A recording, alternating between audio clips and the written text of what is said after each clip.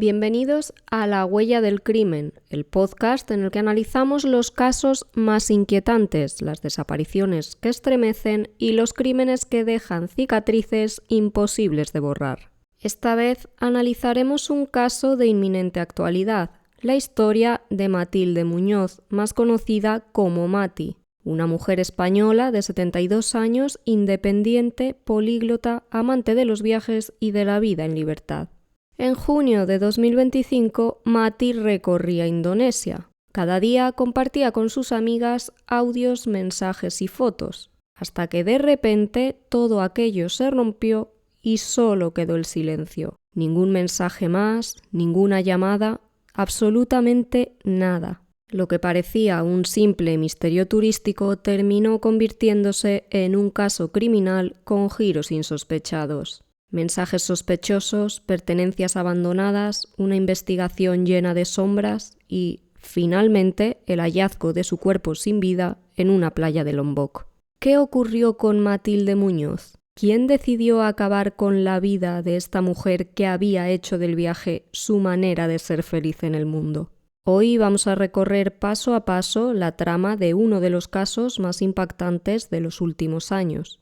Esta es la huella que nos ha dejado este vil crimen. Matilde Muñoz Cazorla, a la que sus conocidos llamaban Mati, nació en el año 1952 en Ferrol, Galicia, y residía en Mallorca. Sus amigos y familiares la describen como una mujer activa, extrovertida y apasionada por los viajes. En su día, Mati fue azafata de vuelo en la aerolínea Spantax, aunque no fue este su único trabajo. Hablaba con fluidez 6 idiomas, entre ellos el inglés, lo que le llevó a impartir clases en varios momentos de su vida. Además, hizo de su pasión por el yoga su profesión, convirtiéndose en instructora. Podríamos decir que era una mujer todoterreno, comunicativa, meticulosa y además muy activa en redes sociales. No le daba miedo nada y su amor por los viajes, en especial por Asia, continente por el que sentía un interés muy especial, hacía que Mati pasara buena parte del año recorriendo sus paisajes. Pero pese a estar lejos de España, Matilde siempre estaba en contacto con sus amigos, a los que solía enviar audios, fotos e incluso su ubicación a diario. Como hemos dicho, en junio de 2025 la mujer llegó a Lombok, una de las joyas del archipiélago indonesio, con playas de postal, increíbles volcanes y un sinfín de arrozales.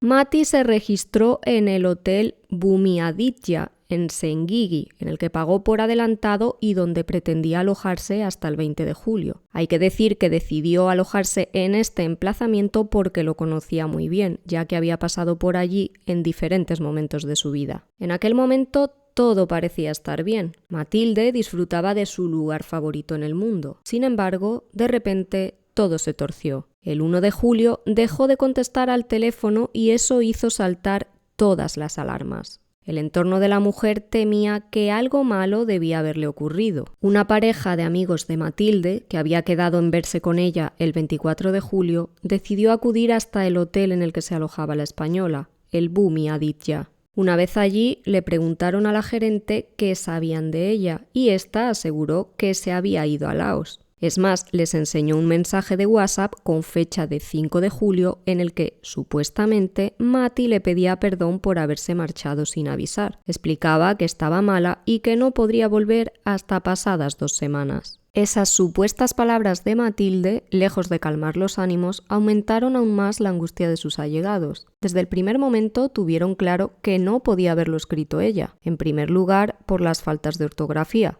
Recordemos que esta mujer dominaba el inglés y que de hecho impartía clases de este idioma a quien se lo pidiera. En segundo lugar, por su forma de escribir, pues siempre solía poner un punto al final de cada frase, algo que aquí brillaba por su ausencia. Y, en tercer lugar, porque les resultaba muy extraño que no respondiera a las llamadas de su entorno y contactara, en cambio, con la gerente del hotel. Como hemos dicho anteriormente, Mati ponía al día sus amistades sobre sus planes y les había comentado que su próximo destino sería Bangkok a finales de julio. No tenía previsto pasar por Laos. De hecho, ya tenía incluso comprados los billetes para poner rumbo a Tailandia. según le contó en un audio a una de sus amigas más cercanas. El entorno de Matilde comenzó a preocuparse aún más. ¿Quién había escrito un mensaje haciéndose pasar por la española y con qué finalidad? El 28 de julio, una de sus amigas decidió denunciar su desaparición en Sant Feliu de Guíxols, en Girona, mientras que unos días después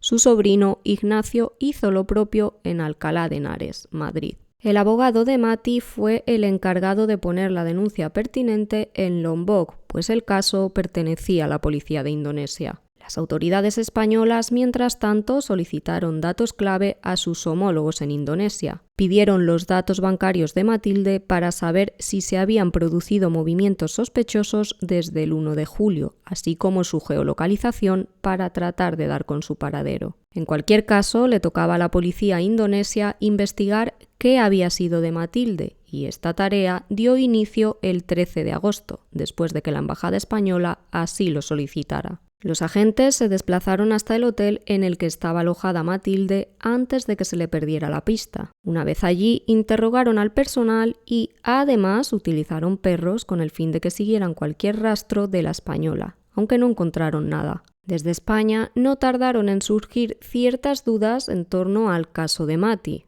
El personal del hotel, por ejemplo, comentó que había accedido a la habitación de la española con la llave de repuesto. ¿El motivo? La mujer había alquilado una moto para moverse por la isla y, pasado el tiempo, debía devolver tanto el casco como el automóvil. Supuestamente, el dueño de la empresa que le había prestado la moto contactó con el hotel para darles esta información. La sorpresa vino cuando el entorno de Mati llamó a este mismo hombre para saber si había ocurrido así, y este no solo lo negó, sino que explicó que era amigo de la española, que ésta solía darle clases de idiomas y que estaba muy preocupado porque llevaba más de una semana sin tener noticias suyas. Por otro lado, cuando la policía accedió a la habitación de Matilde, la encontraron totalmente desordenada y con colillas por el suelo, algo que no cuadraba con la forma de ser de la mujer. Además, se supo que la televisión había desaparecido. Los trabajadores del hotel aseguraron que allí nunca había habido, pero las amigas tenían una fotografía de dentro de aquella estancia enviada por Mati en la que se podía ver perfectamente la televisión enfrente de la cama. Otro dato que ponía a los trabajadores en el punto de mira. Y ahí no quedó todo. La primera vez que los agentes fueron allí para inspeccionar su habitación, los empleados les enviaron a la 111, cuando la de Matilde era la 107. Según comentó una amiga de la española a The Objective, la policía se enteró de aquello por un periodista que había por allí. Mientras tanto, los medios empezaron a investigar en el pasado del hotel Bumi Aditya. Supuestamente, en aquel mismo lugar se habían producido robos anteriormente. Los sospechosos entraban por las ventanas cuando las cámaras estaban convenientemente averiadas. El entorno de Matilde se quejó en numerosas ocasiones por lo lentas que actuaron las autoridades, pese a que desde el primer momento sabían que la española no había salido del país, ni por vía aérea ni por vía marítima. Para todos ellos era un crimen de manual y no entendían por qué tardaban tanto a la hora de activar los protocolos. Más de un mes después de que se le perdiera la pista a Mati, entre el 21 y el 24 de agosto, aparecieron parte de las pertenencias de la española: ropa, sandalias, libros, productos de aseo y una mochila fueron hallados en la zona de la basura del hotel. Eso sí, entre las mismas no estaba su pasaporte, su móvil, su cargador ni sus tarjetas de crédito. Para el círculo de Matilde, estos hallazgos evidenciaban aún más que su desaparición no había sido voluntaria. Mientras tanto, la policía indonesia se limitó a ampliar la búsqueda de la española, revisando puertos y aeropuertos, pero sin éxito alguno. El caso daría un giro el 30 de agosto, cuando las autoridades hallaron el cuerpo sin vida de Matilde enterrado en Senggigi, en la playa, a apenas 500 metros del hotel Bumi Aditya.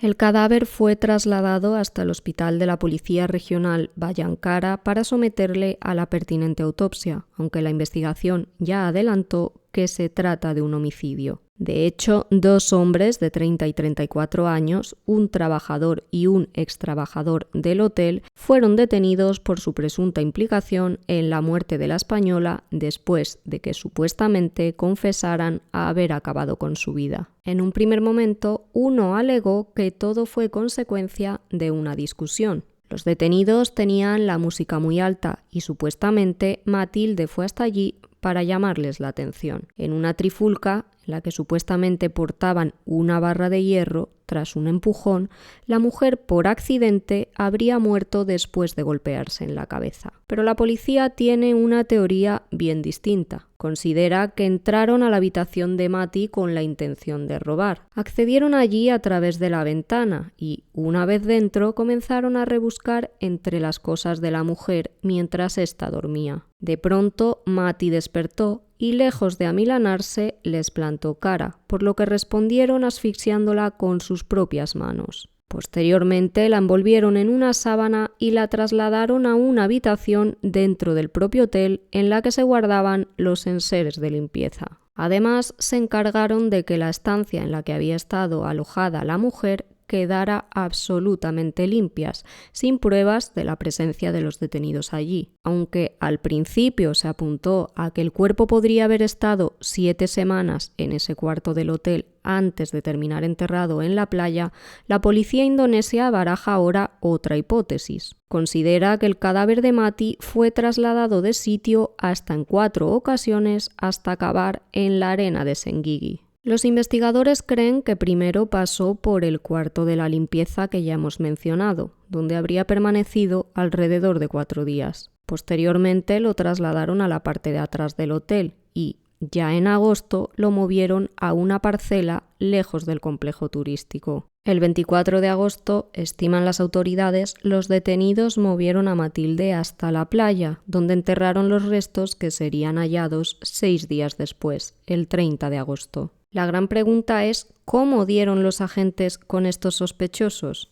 Pues bien, al parecer, los detenidos vendieron el móvil de Matilde y la policía pudo contactar con el comprador, que identificó sin ningún género de duda a los que se lo habían vendido. 2 hombres de 30 y 34 años que resultaron ser los asesinos de la española. Uno de los sospechosos fue arrestado en su casa y el otro en un hospital local. A ambos se les acusa de homicidio premeditado y robo con violencia. Pero aún quedan muchos interrogantes por despejar en esta historia. El sobrino de Mati, Ignacio Vilariño, comentó a EFE que el entorno considera que hay más gente implicada, no solo ellos dos. Tienen puesto el foco en el hotel por varias cuestiones. En primer lugar, por el supuesto mensaje que la mujer envió a la gerente. También por las contradicciones en las declaraciones de algunos trabajadores y por el hecho de que enviaran a la policía a una habitación que no era la de la española. A falta del informe final de la autopsia, el jefe de la investigación del caso, Kepala Umas,